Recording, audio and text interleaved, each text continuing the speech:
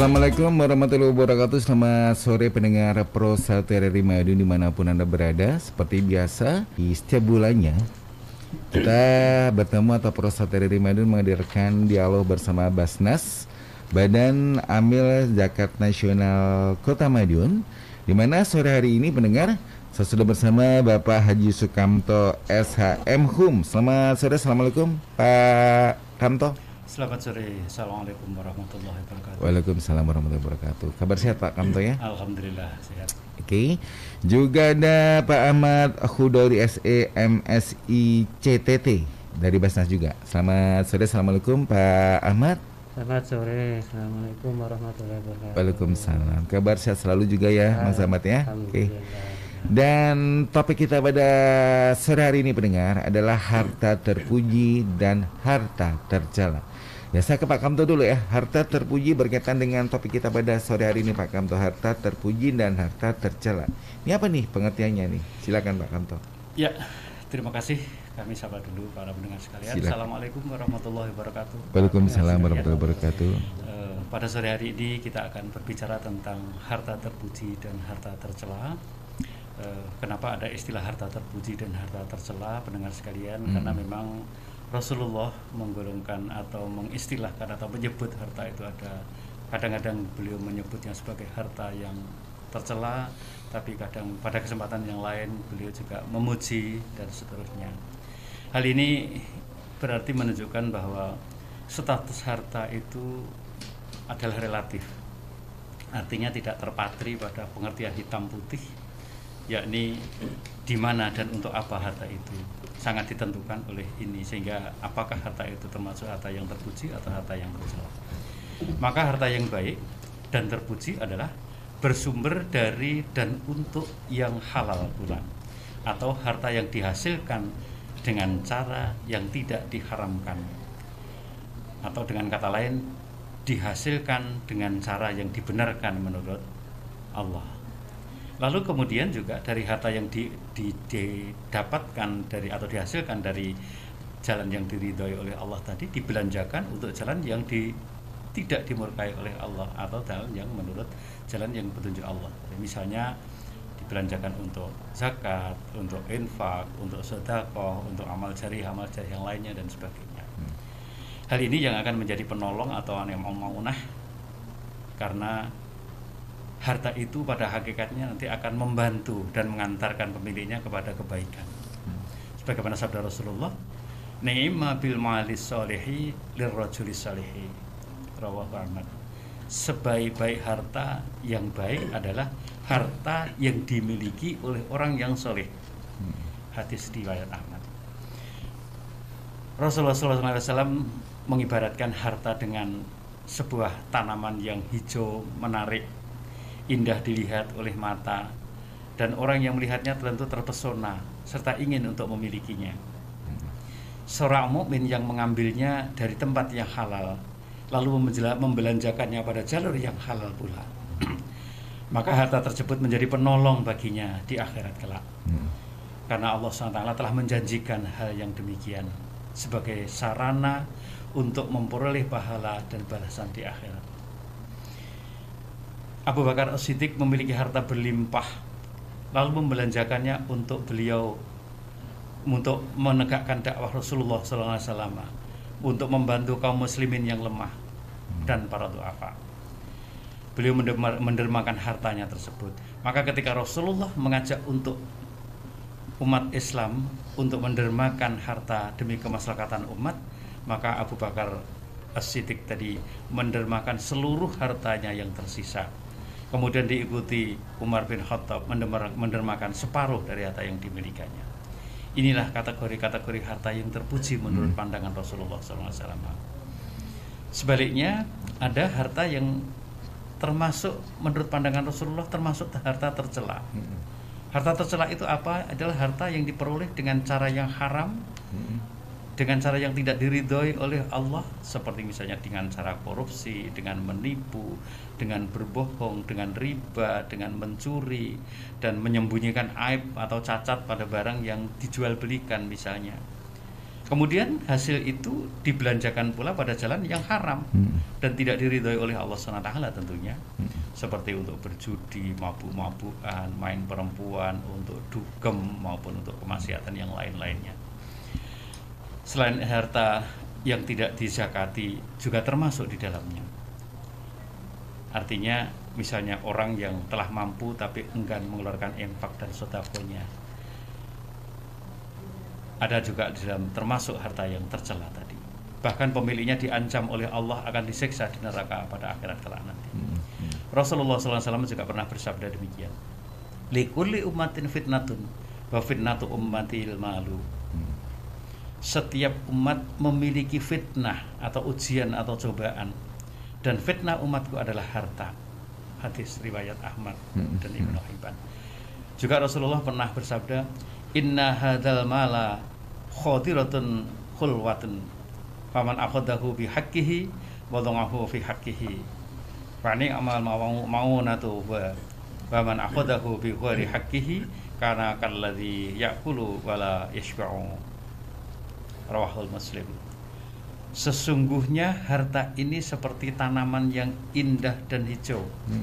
Orang yang memperolehnya dengan cara yang benar dan menempatkannya pada jalan yang benar, maka harta itu akan menjadi penolongnya, atau yang tadi disebut sebagai ni'mal maunah, untuk taat dan memperoleh pahala. Dan barang siapa yang memperolehnya dengan cara yang tidak benar, maka ia seperti orang yang makan dan tidak pernah merasa kenyang. Inilah pandangan-pandangan Rasulullah mengenai harta yang dimiliki oleh setiap kaum muslim.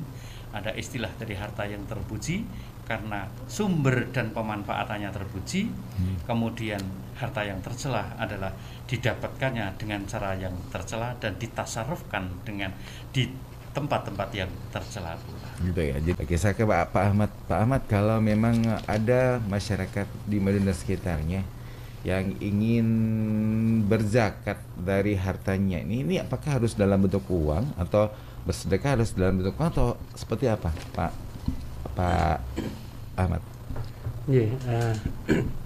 Kalau kita bersedekah, berzakat dan sebagainya, tentunya kembali ke kemampuan kita ya. Artinya kalau terkait dengan zakat, zakat fitrah ya, ada beberapa zakat, ada zakat mal, ada zakat fitrah. Kalau zakat fitrah memang secara aturannya sebenarnya harus dengan bahan pokok. Karena kita di Kota Madiun ini kan kita kan bahan makan pokoknya adalah beras, maka seyogyanya juga beras. Dengan beras. Tapi karena kondisi tertentu sehingga ada beberapa hal fatwa dan sebagainya sehingga bisa diberubahkan uang. Tapi dari konteks uang tadi juga nanti akan dibelanjakan menjadi beras yang nanti akan dibagikan kepada golongan-golongan yang berhak menerimanya. Nah, selain itu ada infak dan sedekah juga. Artinya kalau kita kemampuan kita hanya ya itu aja. Artinya kalau kita mau infak kita nggak punya apa, ya apa yang kita punya kita berikan. Ya bahkan dalam ada satu riwayat juga bahwa orang yang punya 2 dirham yang menyedekahkan 1 dirham dengan orang yang mempunyai 1000 dirham tapi dia hanya menyedekahkan 10 dirham, pahalanya insya Allah banyak yang 1 dirham tadi. Kenapa begitu? Analogikanya apa yang dia punya itu dia bagikan 50% penuh. Sedangkan kalau dari 1000 dia cuma 10 hanya 1/10-nya atau 10%-nya. Sehingga ada suatu riwayat saya pernah baca itu juga, artinya terkait dengan sedekah infak tadi, apa yang kita punya kita bisa infakkan, kita sedekahkan. Kalau kita tidak punya harta ya apa yang bisa kita lakukan dengan tindakan, dengan senyuman mungkin ya, karena sesuatu yang membuat orang senang itu bisa menjadi sebuah sedekah bagi kita. Oke Pak Kamto lagi nih berkaitan dengan harta terpuji dan harta yang tercela. Bagaimana Pak kalau seandainya harta terpuji tapi dibelanjakannya untuk hal-hal tercela, atau sebaliknya harta tercela mendapatkannya dengan tercela tapi digunakan untuk hal-hal terpuji, bagaimana Pak? Ya, saya mulai dari yang pertanyaan kedua dulu. Iya. Dulu sudah pernah kita bahas bahwa atau sedekah itu adalah pada dasarnya adalah membersihkan. Kalau zakat mal ya membersihkan harta, kalau zakat fitrah adalah membersihkan jiwa. Nah, pertanyaannya adalah apa yang dipakai membersihkan? Kalau membersihkan itu adalah hal dengan mengeluarkan harta, artinya adalah harta yang kita keluarkan adalah alat pensuci, kan begitu ya. Nah, ketika alat pensuci kita tidak suci, pertanyaannya adalah apakah bisa suci? Ini ilustrasinya sama dengan kita mau menyuci, sudah pakai sabun, pakai rinso, tapi pakai air kencing. Apakah juga yang kita sucikan atau kita bersihkan itu bisa bersih? Jawabannya menjadi tidak, tentunya adalah demikian. Ya. Sehingga dengan niatan sebaik apapun, kalau harta yang diniatkan baik itu adalah harta yang memang kotor, tidak akan menjadi bersih.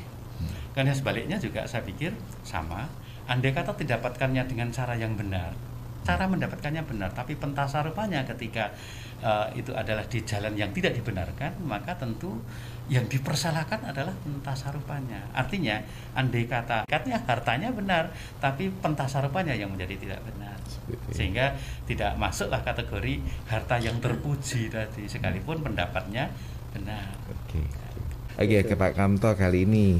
Pak Kamto, harta yang berkah itu seperti apa sih ciri-cirinya?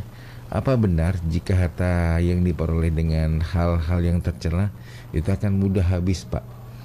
Silakan, Pak. Ya, ada istilah harta yang bersih itu akan berkah dan seterusnya gitu ya.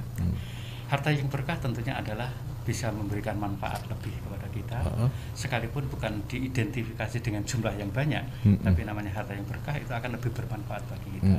Kami ambil contoh misalnya harta banyak, tapi kalau misalnya termasuk di dalam harta yang tidak berkah itu misalnya mendapat uang banyak, tahunnya kemudian seluruh keluarganya jatuh sakit, memerlukan biaya banyak dan sebagainya, pada akhirnya juga banyaknya harta itu tadi menjadi tidak cukup untuk macam-macam kayak gitu adalah tanda-tanda atau sinyal bahwa harta itu bisa jadi tidak ada. Tapi sebaliknya, harta yang berkah sekalipun jumlahnya tidak tentu banyak, tapi akan bisa mengcover, kalau istilahnya itu kalau dimakan ya jadi daging, kalau diminum ya jadi, dan seperti itu gitu. Jadi artinya kesimpulannya adalah harta yang berkah itu adalah harta yang bisa memberi manfaat lebih kepada pemiliknya.